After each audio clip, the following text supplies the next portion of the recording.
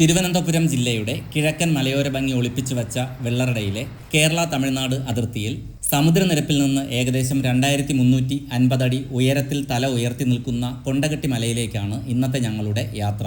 പ്രകൃതിയും സാഹസികതയും കൈകോർക്കുന്ന ഈ മലനിര ആദ്യ നോട്ടത്തിൽ ശാന്തവും ലളിതവുമാണെന്ന് തോന്നും.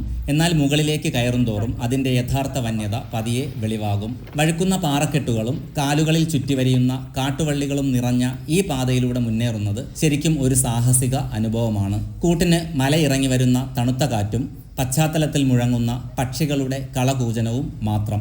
ഏകദേശം 1 മണിക്കൂർ നീളുന്ന കയറ്റത്തിനൊടുവിൽ ഈ യാത്രയിലെ ഏറ്റവും വെല്ലുവിളി നിറഞ്ഞ ഭാഗത്ത് എത്തിച്ചേരും. ആകാശത്തെ തൊടുമെന്ന് തോന്നിക്കുന്ന പുൽമേടുകൾക്കിടയിലൂടെ കുത്തനെ മുകളിലേക്ക് നീളുന്ന ഇടുങ്ങിയ ഒരു പാത.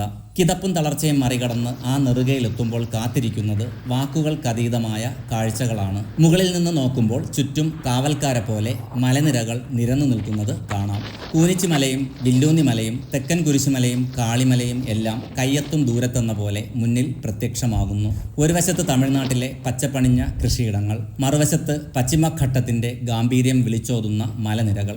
സഹ്യപർവ്വത നിരയുടെ തിരുവനന്തപുരം മുതൽ തിരുനെൽവേലി വരെ നീളുന്ന ഭാഗത്തിൻ്റെ ഔന്നത്യം ഇവിടെ നിന്ന് വ്യക്തമായി അനുഭവിക്കാം. ദൂരെ വെള്ളിരേഖ പോലെ തിളങ്ങുന്ന ചിറ്റാർ ഡാമും നെയ്യാർ ഡാമിൻ്റെ ഭാഗങ്ങളും ഈ മനോഹര ദൃശ്യത്തിന് മാറ്റുകൂട്ടുന്നു. മല കയറുന്നതിനേക്കാൾ സാഹസികമാണ് ഇടുങ്ങിയ പാതകളിലൂടെയുള്ള മലയിറക്കം. ഓരോ ചുവടും അതീവ ശ്രദ്ധ ആവശ്യപ്പെടുന്ന അനുഭവം. ഒരു കാലത്ത് അധികമാരും എത്തിപ്പെടാത്ത ഈ പ്രദേശം ഇന്ന് പ്രകൃതി സ്നേഹികളുടെയും ട്രക്കിംഗ് പ്രേമികളുടെയും പ്രിയപ്പെട്ട കേന്ദ്രമായി മാറിക്കഴിഞ്ഞു. നിങ്ങൾക്കും ഈ യാത്ര അനുഭവിക്കണം എന്നുണ്ടെങ്കിൽ വെള്ളറടയിൽ നിന്ന് തെക്കൻ കുരിശുമലയിലേക്കുള്ള റോഡിലൂടെ സഞ്ചരിക്കുക.